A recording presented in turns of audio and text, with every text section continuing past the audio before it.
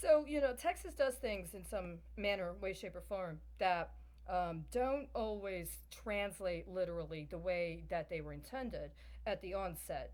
This is why actual official verification is important. And when it comes to matters related to contract law, if you fail to disclose something that is not materially relevant to the contract at hand, that is one thing. But if somebody asks you a direct question and you misrepresent fact in the course of answering that question, then that is an intent to deceive and defraud. And that can have very serious consequences, including legal consequences, including potentially criminal consequences. I take a threat of eviction under these circumstances very seriously for a number of reasons, especially in consideration of the fact that I have had reason to contact actual local law enforcement about threats that happened while I was on site, and they refused to respond. This has been going on for a while. I'm going to say for the record that I had my first response, I did. But I also understand that there is a certain currency that is backing this act of securities fraud. And it's very, very, very resonant with the high quality currency I have, which means it could have a lot of potential, but it also means that it's being intentionally manipulated and exploited. And I contend that what I did earlier, in terms of the videos I made, are revelatory of this. Something needed for me to, first of all, acknowledge my sexual activity, including last night and today. Not only that, but something attempted to intentionally subordinate an expression of me as a confident feminine and supplant it with what could be mischaracterized as an older masculine that I'm supposed to feel alienated from.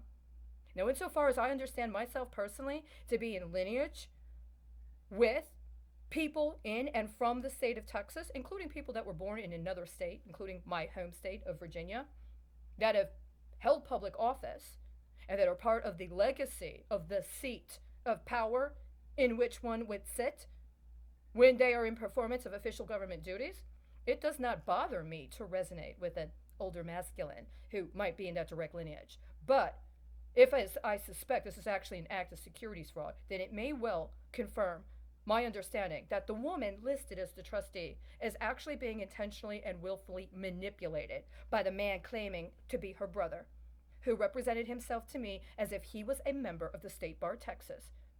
He asked me one day a question. I answered. He said, "Well, you're not a member of the bar, are you?" And I said, "No, I'm not." And then he said he was. He told me he was a lawyer and a member of the State Bar Texas. And I contend he has refused to comport himself in any legal capacity, despite the fact that I asked him literally for assistance in matters relating to things having to do not only with here but other matters. He's just refused to act in anything close to professional capacity. On the other hand, there have been appearances of some form of distress regarding the woman who has never identified herself as being in any manner, way, shape, or form a person identified here, except to say that she was helping him at a particular period of time. On that day, as I've already reflected, I asked because she said that she was the holder of the utility bill, that I needed her assistance with transporting something. That's the actual holder of the utility bill for this address had to transport in order for it to be safely disposed of. She's refused to respond. The alleged lawyer, who's the brother, has refused to respond. It's been over 90 days since that event. I'm concerned that she's in a situation where somebody else is attempting to manipulate and exploit her on their behalf. And they may be operating as if they have the backing of somebody who has the protections and privileges of immunity. I am on the record with my arguments about how processes such as this are in no way, shape, or form protected by any sort of immunity. This is not in performance of an official ministerial or government duty.